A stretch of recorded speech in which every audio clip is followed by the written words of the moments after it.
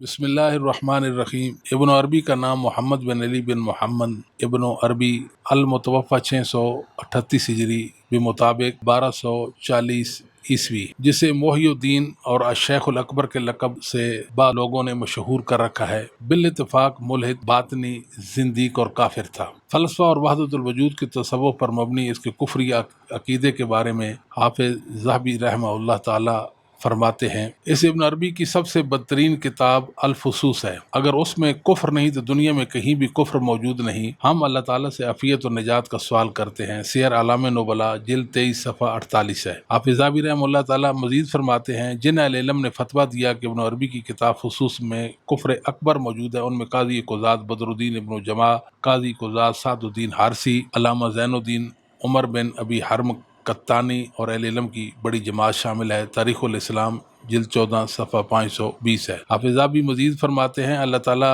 Safe ابن مجد پر رحم کرے اور ان سے راضی ہو، اگر وہ شیخ ابن عربی کا کلام جو کفر محض اور زندقت ہے دیکھ لیتے تو ان کا کیا حال ہوتا۔ جھٹ سے کہہ دیتے ابن عربی دجال منتظر ہے۔ تاریخ الاسلام جلد 14 صفحہ 520۔ علامہ اسماعیل بن محمد قرانی المتوفہ 665 ہجری نے ابن عربی کو شیطان کہا۔ مجموع الفتاوی لابن تیمیہ جلد 2 صفحہ 247۔ علامہ تاج الدین سبکی المتوفہ 771 ہجری فرماتے ہیں، متاخرین صوفیہ میں جو ابن عربی وغیرہ کی طرح کے لوگ ہیں وہ تو گمراہ، جاہل اور اسلام کے راستے سے نکلے ہوئے ہیں، چہ جائے کہ یہ علماء شمار ہوں۔ تنبیہ الغبی، یہ علامہ بقائی صفحہ 143 ہے۔ علامہ ابراہیم بن معزاد ابو اسحاق المتوفہ 687 فرماتے ہیں، یہ ناپاک شخص ہے، یعنی ابن عربی ناپاک شخص ہے، اس نے اللہ تعالیٰ کی نازل کردہ ہر کتاب اور ہر نبی کے ساتھ کفر کیا۔ مجموع الفتاوی ابن تیمیہ جلد 2 صفحہ 246 ہے۔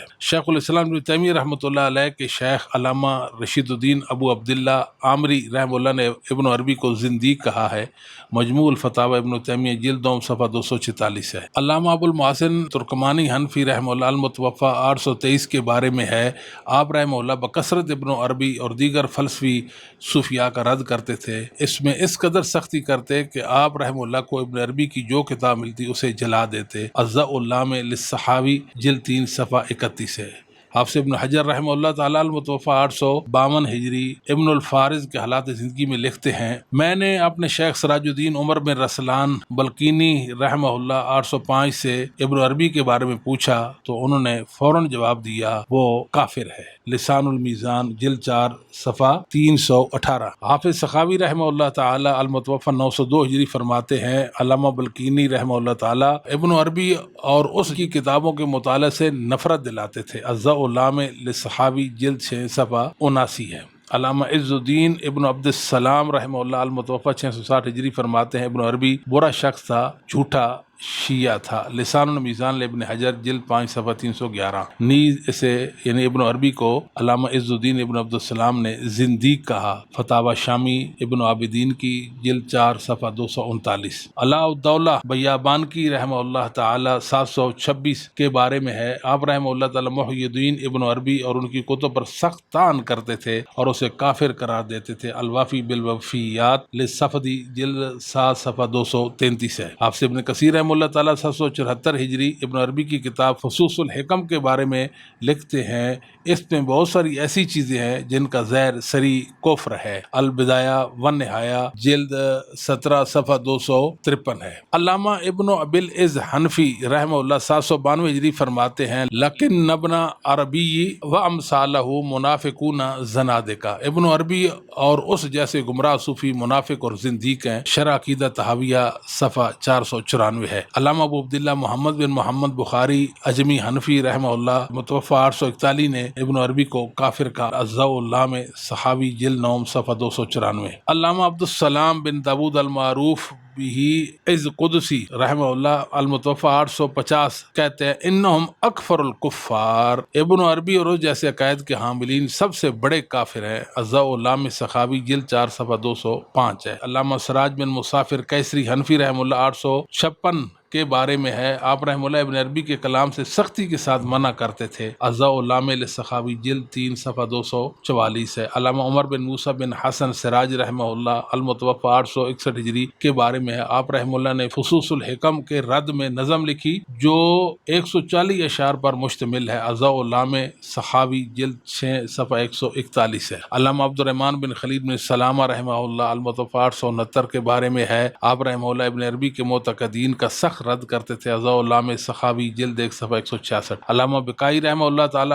المتوفی 885 فرماتے ہیں، حمد و ثنا کے بعد جب میں نے لوگوں کو ابن عربی کے بارے میں مضطرب یعنی مختلف الرائے دیکھا جو تصوف کی طرف منسوب ہے اور اہل حق کے نزدیک وحدت الوجودی تھا، میں نے نہیں دیکھا کہ کسی نے اس کے مکمل حالات لکھ کر دل کو تسلی دی ہو اور اس کا کفر اس کی کتاب الفصوص میں دوسری کتب سے زیادہ زہر تھا، تو میں نے پسند کیا کہ میں اس کی ظاہری صورتحال کو ذکر کروں تاکہ اس کی دینی حالت معلوم ہو، اس کا قول چھوڑ دیا جائے، اس کے اسلام سے خارج ہونے، کافر و گمراہ ہونے، اس کا ٹھکانہ جہنم میں ہونے کا عقیدہ بنا لیا جائے۔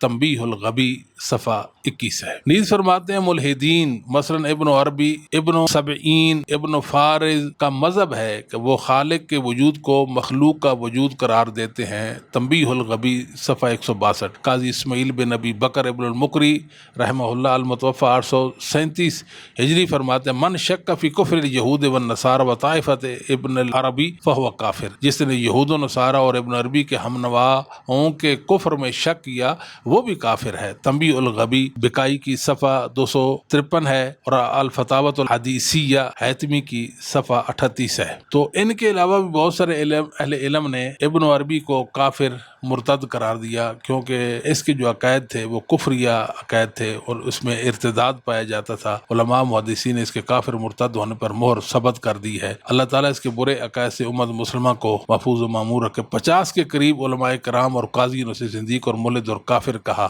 اگر آپ فرماتے ہیں تو ان کے نام جو ہیں وہ ذکر کر دیتے ہیں، جن میں حفص ابن حجر ہیں، سراج الدین عمر بلقینی ہیں، زین الدین عراقی ہیں، ابو زرع ولی الدین عراقی ہیں، شمس الدین ذہبی ہیں، عبد الرحمن ابن خلدون ہیں، بدر الدین ابن جماع ہیں، شمس الدین محمد بن یوسف جزری ہیں، امام القراء محمد بن محمد صاحب الجزریہ ہیں، علی بن یعقوب بکری ہیں، محمد بن عقیل بالسی ہیں، ابن ہشام صاحب مغنی لبیب ہیں، شمس الدین محمد ہیں، علاء الدین بخاری حنفی ہیں، علی بن ایوب ہیں، شرف الدین عیسیٰ بن مسعود مالکی ہیں، شمس الدین موصلی ہیں، زین الدین عمر قطانی ہیں، برہان الدین صفاقینی ہیں، سعد الدین حارثی حنبلی ہیں، احمد بن علی ناشری ہیں، ابو بکر بن محمد بن صالح المعروف ابن الخیاط ہیں، علامہ سخاوی ہیں، علامہ اسعد تفتازانی ہیں، وغیرہ وغیرہ۔ آخر میں ملا علی قاری نے ابن عربی کے کفر پر ایک کتاب لکھی، اس کا بھی ذکر کرتے ہیں۔ اس کتاب کا نام ہے الرد علی القائلین بوحدۃ الوجود، اس کتاب کا نام ہے۔ اس کے اندر لکھا اعلم ان من اعتقد حقیقت عقیدت ابن عربی فکافر بالاجماع من غیر نزاع، جان لیجئے کہ جس نے ابن عربی کا حقیقی عقیدہ اپنایا وہ بالاجماع کافر ہے، اس کے کافر ہونے میں کوئی اختلاف نہیں۔ الرد علی القائلین بوحدۃ الوجود صفحہ 154 ہے۔ حافظ سیوطی رحمہ اللہ تعالی المتوفی 911 ہجری کہتے ہیں کہ قرآن کریم کے الفاظ جس کا تقاضا نہیں کرتے اس طرح سے قرآن کریم کی تفسیر کرنا سخت حرام ہے، جیسا کہ ابن عربی بدعتی نے کیا۔ اس کی طرف الفصوص نامی کتاب منسوب ہے جو کہ پیکر کفر ہے۔ التحبیر فی علم تفسیر صفحہ 537 ہے۔ ابن عربی حاتمی کے رد میں بے شمار اہل علم نے کتابیں لکھی ہیں جو یہ کہتے ہیں کہ صوفیہ کی خاص اصطلاحات ہوتی ہیں جنہیں علماء اپنے علم و نظر سے سمجھنے کی کوشش کرتے ہیں، جب ان اصطلاحات کے حقیقی معنی تک نہیں پہنچ پاتے تو ان صوفیہ کی تکفیر کر دیتے ہیں۔ ہمارے مطابق باطنی صوفیہ نے دین اسلام کے مقابلہ میں نیا دین متعارف کرایا، جس دین کی اپنی اصطلاحات ہیں جن کا مقصد اسلامی عقائد و اعمال کی بیخ کنی کرنا ہے۔